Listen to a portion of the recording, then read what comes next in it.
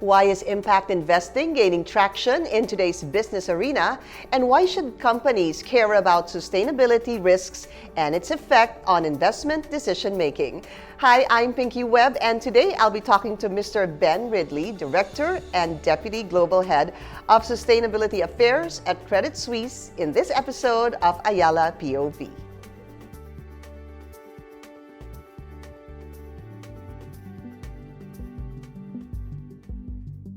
Hi, Ben. Thank you so much for joining us. Thank you, Pinky. Okay, for starters, tell us what is impact investing and actually how is building sustainable businesses changing institutional investment considerations? Okay. Impact investing is a strategy around ESG investing, and ESG investing refers to environmental, social, and governance. What it means for impact investing is that you can get a double bottom line of positive environmental and social impact through your investment activities, and you can also get market returns. So we're not here talking about compromising returns for good.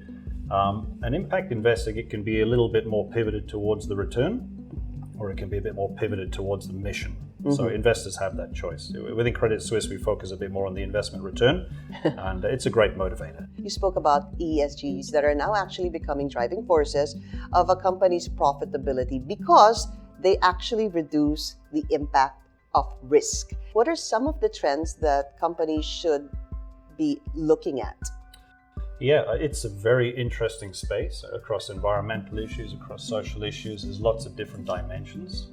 I'd say investors traditionally have focused more on governance issues. So what's happening in the boardroom around executive compensation, around board diversity, etc. Particularly with the next gen, the interest in environment in this time of climate change and biodiversity loss and degradation. There's a lot more interest in having an impact around environmental and social matters. This is exciting for investors as well because you don't have to compromise returns. Mm-hmm. So you can get, feel good and make some money. Investors are motivated, of course, by risk management because the more transparency and the more sustainable, there's ethical considerations. And you can package all of this up into some ESG strategy. I see. How do companies like Credit Suisse, for example, rate organizations based on their ESG scores? And what specifically do ESG investors look for? ESG investors look for the same as, if you will, responsible corporates. They're interested in transparency, disclosure, accurate identification of material issues, so non-financial but material issues. Yeah. For example, if you are operating in the transportation sector or you're operating in agriculture or the operating business, the particular environmental and social issues in those sectors will be quite different. But there's also cross-cutting issues such as climate change, for example, or labor management. So if you can understand those issues, identify what is material, and you can manage those issues through management systems and certifications, then that gives investors confidence. It gives corporates a bit more confidence that they're on top of their risks, and that gives more stable returns in the longer term. Okay. As a final question, what investing advice can you give retail investors like myself? Should we also start looking into the ESG scores of companies as part of our investment considerations?